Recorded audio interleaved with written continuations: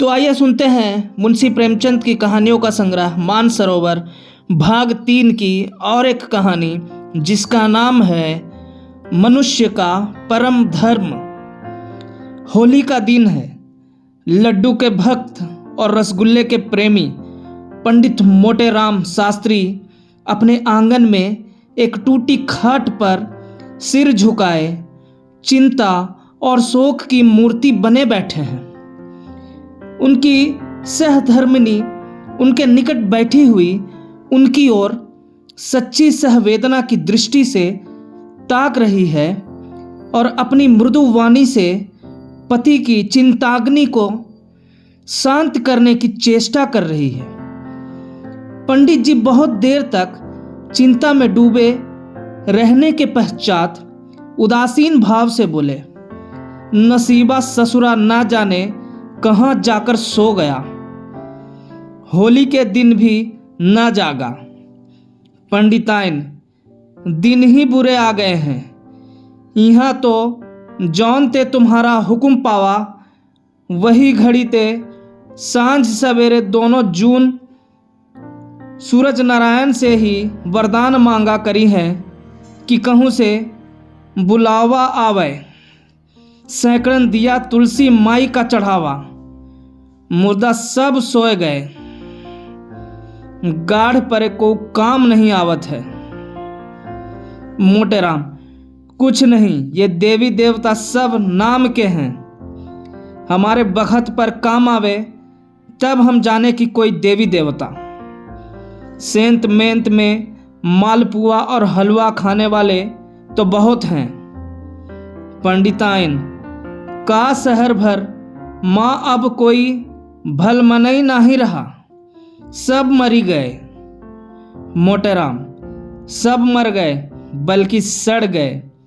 10-5 हैं तो साल भर में 2-1 बार जीते हैं, वह भी बहुत हिम्मत की तो रुपये की 3 सेर मिठाई खिला दी। मेरा बस चलता तो इन सबों को सीधे काले पानी भिजवा देता। यह सब इसी आर्या समाज की करनी है। पंडिताइन, तुम हो तो घर में बैठे रहत हो। अब ई जमाने में कोई ऐसन दानी नहीं है कि घर बैठे न्योता भेज दे। कभू कभू जुबान लड़ा दिया करो। मोटेराम, तुम कैसे जानती हो कि मैंने जबान नहीं लड़ाई? ऐसा कौन रईस इस शहर में है जिसके यहाँ जाकर मैंने आशीर्वाद न दिया हो? मगर कौन ससुरा सुनता है, सब अपने अपने रंग में मस्त हैं। इतने में पंडित चिंतामणि जी ने पदार्पण किया। यह पंडित मोटेराम जी के परम मित्र थे। हाँ, अवस्था कुछ कम थी और उसी के अनुकूल उनकी तोंद भी कुछ उतनी प्रतिभाशाली न थी। मोटेराम, कहो मित्र, क्या समाचार लाए? है कहीं डॉल? चिंतामणि, डॉल नहीं, अपना सिर है। अब वह नसीब ही नहीं रहा। मोटेराम, घर ही से आ रहे हो? चिंतामणि, भाई हम तो साधु हो जाएंगे। जब इस जीवन में कोई सुख ही नहीं रहा तो जी कर क्या करेंगे? अब बताओ कि आज के दिन अब उत्तम पदार्थ ना मिले तो कोई क्यों कर जिए? मोटेराम, हाँ भाई, बात तो यथार्थ कहते हो। चिंतामणि, तो अब तुम्हारा किया कुछ न होगा? साफ साफ कहो, हम संन्यास ले लें। मोटेराम, नहीं मित्र, घबराओ मत। जानते नहीं हो, बिना मरे स्वर्ग नहीं मिलता। तर माल खाने के लिए कठिन तपस्या करनी पड़ती है। हमारी राय यह है कि चलो इसी समय गंगा तट पर चलें और वहां व्याख्यान दें। कौन जाने किसी सज्जन की आत्मा जागृत हो जाए। चिंतामणि, हाँ, बात तो अच्छी है, चलो चलें। दोनों सज्जन उठकर गंगा जी की ओर चले। प्रातःकाल था। सहस्रों मनुष्य स्नान कर रहे थे। कोई पाठ करता था। कितने ही लोग पंडों की चौकियों पर बैठे तिलक लगा रहे थे, कोई कोई तो गीली धोती ही पहने घर जा रहे थे। दोनों महात्माओं को देखते ही चारों तरफ से नमस्कार, प्रणाम और पालागान की आवाज़ें आने लगी। दोनों मित्र इन अभिवादनों का उत्तर देते गंगा तट पर जा पहुँचे और स्नान आदि में प्रवृत्त हो गए। तत्पश्चात एक पंडे की चौकी पर भजन गाने लगे। वह ऐसी विचित्र घटना थी कि सैकड़ों आदमी कौतूहलवश आकर एकत्रित हो गए। जब श्रोताओं की संख्या कई 100 तक पहुंच गई तो पंडित मोटेराम गौरवयुक्त भाव से बोले, सज्जनों, आपको ज्ञात है कि जब ब्रह्मा ने इस असार संसार की रचना की तो ब्राह्मणों को अपने मुख से निकाला। किसी को इस विषय में शंका तो नहीं है? श्रोतागण, नहीं महाराज, आप सर्वथा सत्य कहते हो, आपको कौन काट सकता है? मोटेराम, तो ब्राह्मण ब्रह्मा के मुख से निकले यह निश्चय है, इसलिए मुख मानव शरीर का श्रेष्ठतम भाग है। अतएव मुख को सुख पहुंचाना प्रत्येक प्राणी का परम कर्तव्य है या नहीं? कोई काटता है हमारे वचन को, सामने आए, हम उसे शास्त्राह का प्रमाण दे सकते हैं। श्रोतागण, महाराज, आप ज्ञानी पुरुष हो, आपको काटने का साहस कौन कर सकता है? मोटेराम, अच्छा, तो जब यह निश्चय हो गया कि मुख को सुख देना प्रत्येक प्राणी का परम धर्म है, तो क्या यह देखना कठिन है कि जो लोग मुख से विमुख हैं वे दुख के भागी हैं? कोई काटता है इस वचन को? श्रोतागण, महाराज, आप धन्य हो, आप न्याय शास्त्र के पंडित हो। मोटेराम, अब प्रश्न यह होता है कि मुख को सुख कैसे दिया जाए? हम कहते हैं जैसी तुम में श्रद्धा हो, जैसा तुम में सामर्थ्य हो। इसके अनेक प्रकार हैं। देवताओं के गुण गाओ, ईश्वर वंदना करो, सत्संग करो और कठोर वचन न बोलो। इन बातों से मुख को सुख प्राप्त होगा। किसी को विपत्ति में देखो तो उसे ढाढ़स दो, इससे मुख को सुख होगा। किंतु इन सब उपायों से श्रेष्ठ, सबसे उत्तम, सबसे उपयोगी एक और ही ढंग है। कोई आप में ऐसा है जो उसे बतला दे? है कोई? बोले। श्रोतागण, महाराज, आपके सम्मुख कौन मुंह खोल सकता है? आप ही बताने की कृपा कीजिए। मोटेराम, अच्छा, तो हम चिल्लाकर गला फाड़ फाड़ कर कहते हैं कि वह इन सब विधियों से श्रेष्ठ है, उसी भांति जैसे चंद्रमा समस्त नक्षत्रों में श्रेष्ठ है। श्रोतागण, महाराज, अब विलंब ना कीजिए, यह कौन सी विधि है? मोटेराम, अच्छा सुनिए, सावधान होकर सुनिए। वह विधि है मुख को उत्तम पदार्थों का भोजन करवाना, अच्छी अच्छी वस्तु खिलाना। कोई काटता है हमारी बात को? आए, हम उसे वेद मंत्रों का प्रमाण दें। एक मनुष्य ने शंका की, यह समझ में नहीं आता कि सत्य भाषण से मिष्ट भक्षण क्यों कर मुख के लिए अधिक सुखकारी हो सकता है। कई मनुष्यों ने कहा, हाँ, हमें भी यही शंका है। महाराज, इस शंका का समाधान कीजिए। मोटेराम, और किसी को कोई शंका है? हम बहुत प्रसन्न होकर उसका निवारण करेंगे। सज्जनों, आप पूछते हैं कि उत्तम पदार्थों का भोजन करना और कराना क्यों कर सत्य भाषण से अधिक सुखदायक है? मेरा उत्तर है कि पहला रूप प्रत्यक्ष है और दूसरा अप्रत्यक्ष। उदाहरणतः कल्पना कीजिए कि मैंने कोई अपराध किया।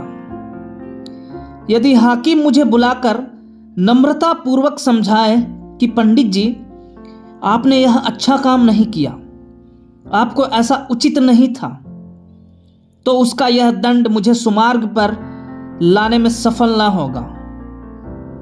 सज्जनों, मैं ऋषि नहीं हूं, मैं दीनहीन माया जाल में फंसा हुआ प्राणी हूं।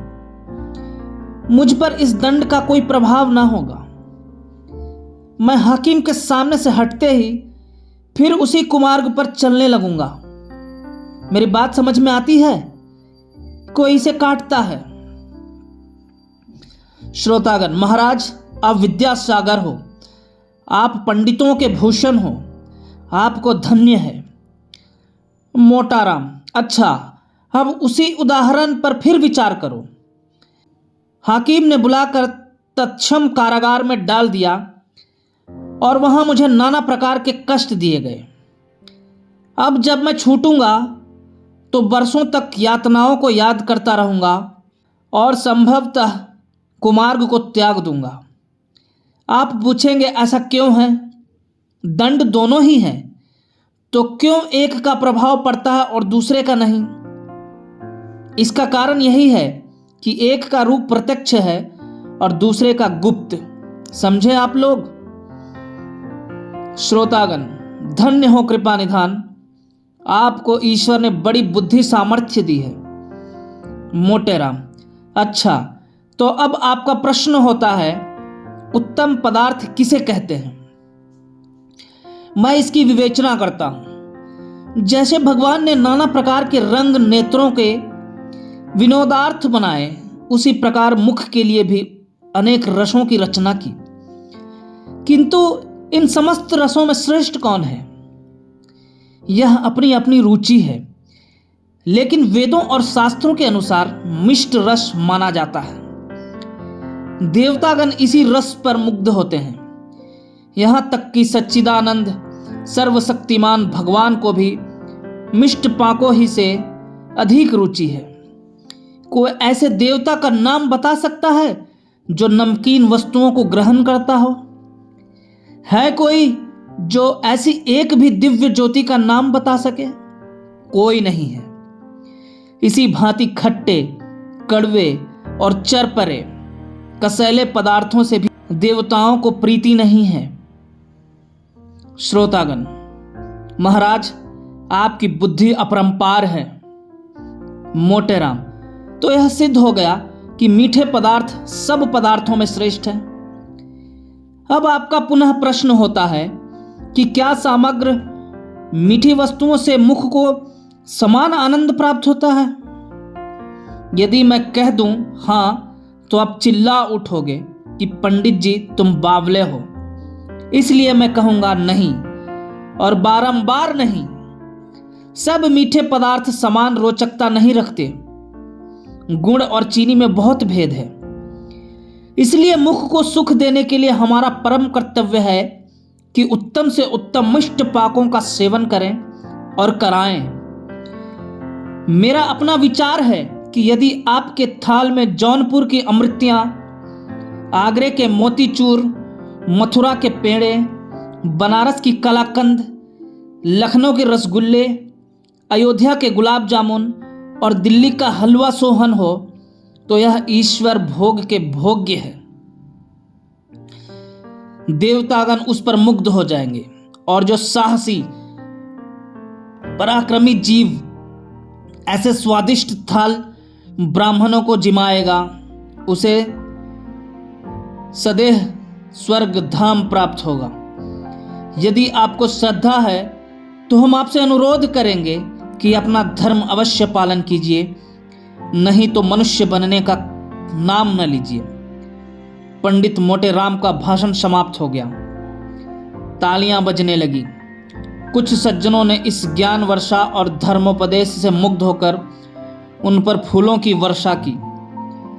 तब चिंतामणि ने अपनी वाणी को विभूषित किया।